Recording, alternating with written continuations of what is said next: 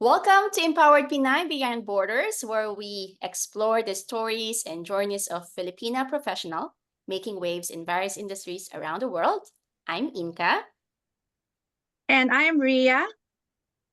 Hi, And I, everybody. Today we have a very special guest. Not only she's beautiful, well, to me, in my opinion, she looks like Wonder Woman Gal Gadot. But today she will share insights, her experience in the insurance industry. And at the same time, I'd like to welcome, her name is Ava, half Filipina, half American, half, well, Mexican. As you can see, her beautiful features. She's raised in the US with a unique perspective on work and life. Yep, thank you, Ria. And Ava, thank you so much for joining us today. Really appreciate this opportunity. Um, and again, before we start off, I just want to say, yeah, you're very pretty. I just want to admire your beauty. want Um, to. as Ria mentioned, Gal Gadot, right? The super Wonder Woman. But anyway, so let's jump right in with our first question, right? So can you share a bit about your upbringing as a Filipina, as half Filipina, raised in the US, and how has this, shaped your identity and perspective? Well, thank you so much, Ate Ria and Ate Inka, for letting me be on the show with you guys. And thankfully, I really loved being raised. I was raised by a single mom, and with that, I was raised by my Filipino side. So my lens of the world is definitely being raised as a Filipino American. And my grandpa, he was kind of like the head of the household, but he got disabled when I was probably in elementary school. So I really saw the women in the family really step up and be the decision makers. My grandma, she was making things happen for the business. My mom's always been very entrepreneurial. My aunt is also, a single mom. And so I was really surrounded by a lot of strong women. And, I think also with the Filipino culture's respect, respecting one another, and being a great member, whether it be, in a club or in a family, like we're always looking how we can contribute. I feel like that is a huge part of Filipino culture, like looking how we can play a role, how we can help, how we can support. So I think that really trickled into so many things. And then having these strong women figures as well in my life, I feel like they were an amazing example showing me that you can be independent, you can do anything you want to do, you can be a decision maker, you can have a career, you can have family. And so, that definitely shaped a lot of everything that I am today. Yes. Awesome. Yeah, speaking of influences, well, first, that's fascinating just by hearing the way you were raised. You're looking, when you were younger, you're already looking up to models. That's very, very important, and empowered women. That's why you're also here, because we are really excited to hear your thoughts and the pivotal moments that you can remember now that shaped you to go to this path, being a rock star in the insurance industry, being great at what you do. Yeah, so I mentioned to you guys, with the first question, that my grandpa became disabled when I was pretty young. So, at a very young age, I saw that when in America, especially when someone gets sick, it doesn't just affect that person, it affects the whole family. So I remember having to, give up guitar lessons. I remember worried about the house. Maybe we're going to lose our house because my grandpa got sick, and he was a very instrumental part of our finances as a family. So, going through this at a very young age, you realize how important money is. It's not, no, so, like people say money isn't everything. No, it's not everything, but it gives you options. And when you guys are tied up on money, you realize man, if I had certain things in place, it would have really helped a lot. And so that's kind of what got me interested in understanding how money works. How does the system in America work, or whatever country you're in? Like, you have to kind of know, how do these structures work? And if something were to happen, that's not the time to plan for it. The time to plan for things is when we're actually in good times. When we have extra money to save, when we have time to really sit down and think about the future and figure out, if this were to happen, what's our game plan? And a lot of successful people, that's what they do.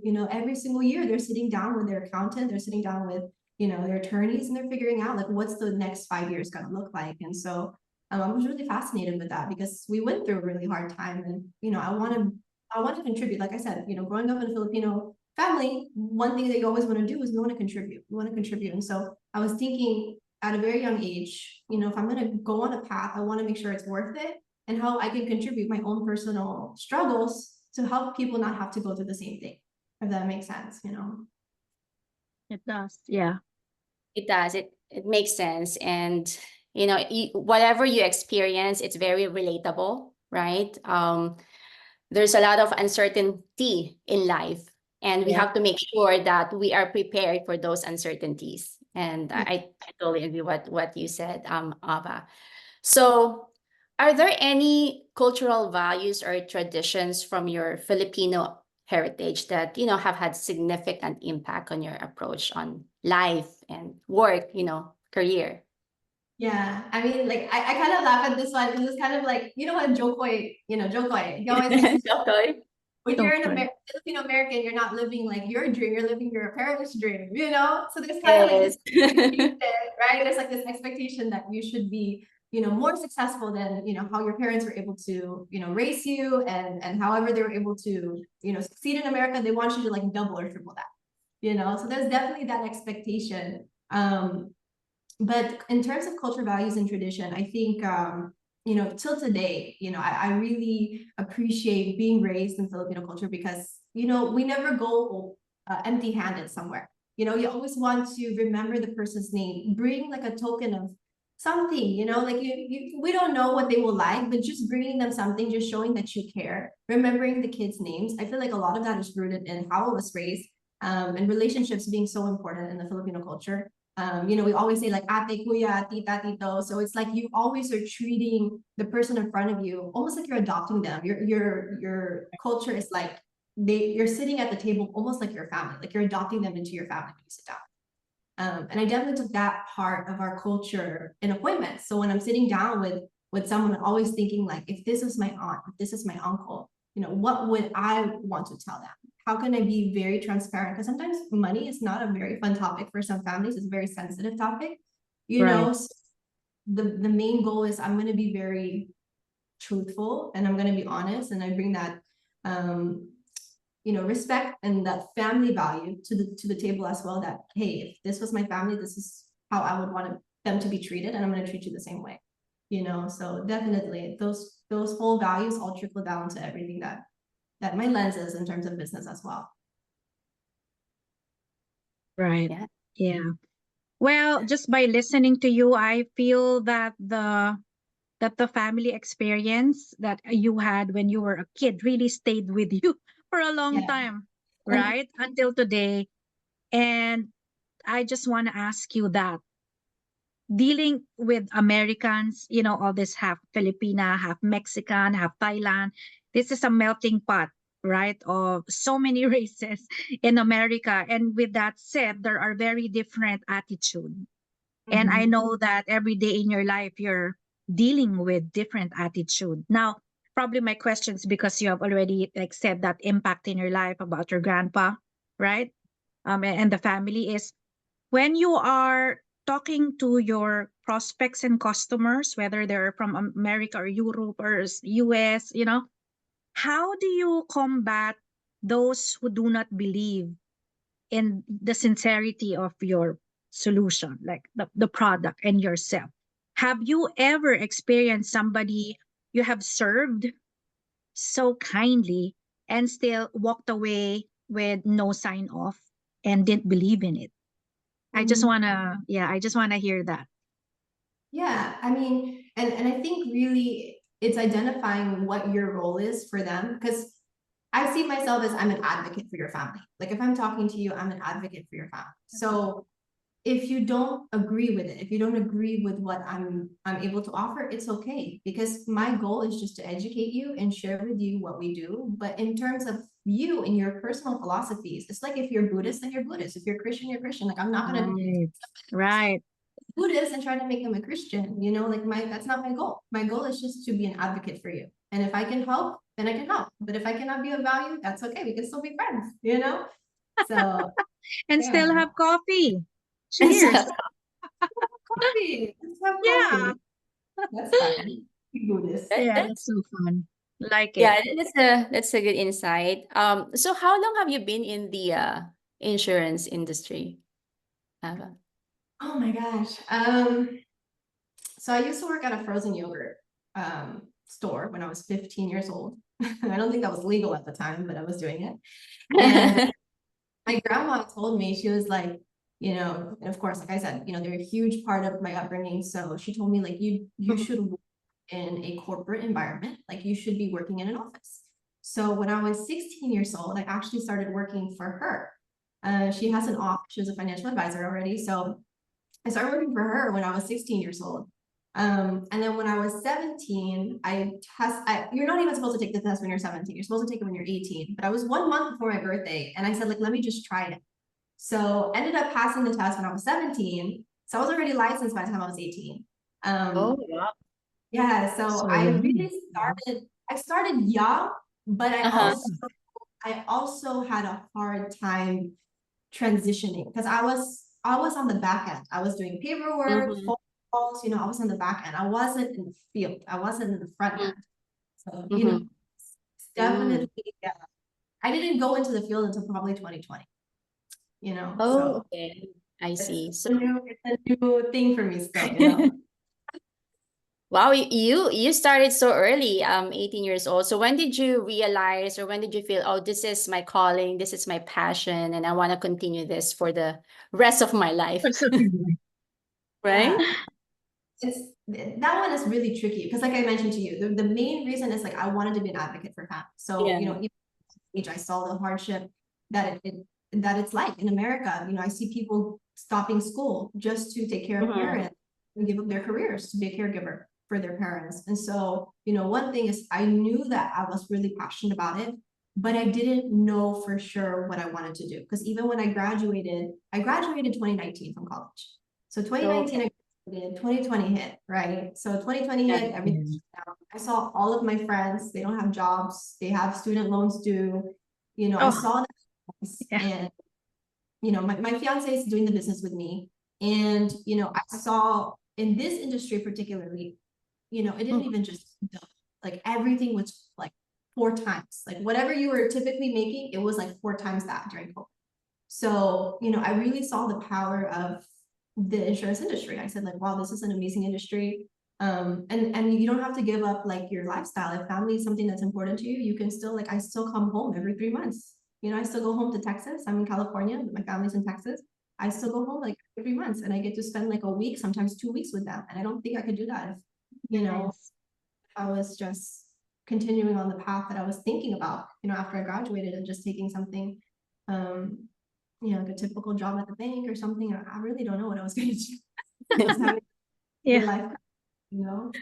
Yeah. Um, I think Anyway. this made you, well, to a lot of people, just like you, Ava, this made you highly resilient. I think I'm imagining you navigating through all this. What are you going to do? Or 2019, the graduation. I can imagine thousands of thoughts running through your heart and brains, right? Like trying to see your destination. So my next question to you is regarding resilience. This is a very important topic for everyone now because of everything that's happening in the world.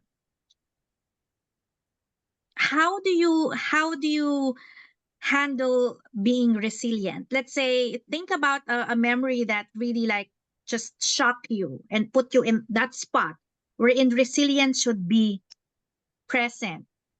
Can you share with us how you navigated it so that the audience will somehow learn from that resilience of yours? yeah. So, I mentioned to you guys that I started in the insurance industry when I was 18 years old. And I was raised by a very traditional family, in terms of, my family is very protective, especially I'm the only girl. I have two brothers, I'm the only girl. Um, and I decided to move away from home when I was 18 years old. I decided to go from Texas to California. And so, of course, Right. they were very upset with me. They were so mad. They felt like I was trying to, like, give up my family so I can move to California. And I was in love. I was 18 in love. Still Oh, Mhm. that is, you yeah. know, and that was probably one of the hardest times of my life, for sure. Um, Mm. I didn't have money. I was 18 years old. Come on. I was 18 years Yes. old, I didn't have money. And, my grandparents had all this pressure on me that, you better make it. Because they took away everything from me. They took away Pressure. my car, right? They took away my keys to my house. I remember like I went to the church and I was just crying in the chapel. And I think the Yeah. most important thing to understand is that life is going to be challenging, but you're strong. You are Yeah. so much stronger than you think. I mean, I never shared this story before, by the way. Never Oh, ever. thank you, thank But you. Thank you. uh, it's true. You have to put yourself in challenging positions to figure out what God put into you. Really, you have to, because there's no way. There's no way that, just like they say, diamonds are made from pressure. Unless you put yourself in positions that you really Right. feel the pressure, you will never know what you're made out of. It's You like know. women are like tea bags. Like I Exactly. always read that. You'll never know when you're put in hot water how strong you Yeah, are. And then the colors exactly. just release in the water. That's true. That's true. Yep. And that's how like confidence is built, because we don't know It's the what this hardships. life is gonna give to us. And sometimes like when life hits us with things, we're thinking Mhm. to ourselves like, oh my gosh, why is this happening to me? But it's like Correct. you have to think to yourself, hey, I asked for this. Like I asked for this. I It's a needed this. blessing. Oh, it's a Yes. blessing so that you can, like you can really, as you said, you can check how strong you are. And with the Mhm. strength after the storm, my God, you're so wise and Exactly. nobody can bamboozle you, So Yes. I think Yeah. nobody can fool you. You're always like just very wise. I love it, Abba. We love it. Thank you for sharing that. Of Yeah, course. your story is really inspiring, and to be honest, it's resonated my own experience when I was young, because I also started working at an early young age, at 18, and I was working and going to college at the same time. So it a really difficult time, and look at where we are now, right? So yeah, I can Yes. see I can see myself in you, because I know you are still young, you still have a ways ahead. Um, and right now I can see you're very successful in what you do, Right. right? So speaking about success, right? So how do you define success personally? And what motivates you to continue growing and evolving in your professional life? I love this question. And I love like listening to the other women as well answering this question. Because everyone defines success differently. For me, I feel that success is really living your values and becoming the best version in your space of yourself, in your space. So for example, like if my value is honesty and integrity, if I get to where I want to go, but I didn't have honesty and integrity, I'm not going to be successful. You know what I mean? So Yeah. I think you have to keep your values intact and still just be the best version of yourself. And with that being said, what drives us to become better? For me personally, I always am asking myself, like, how can I be a better daughter? How can I be a better fiance? How can I be a better friend? And I feel like, Filipino culture, we're very caring. We're very caring and we're very considerate of the people that love us. And of course, we have to love ourselves too. We have to love ourselves too. Yes.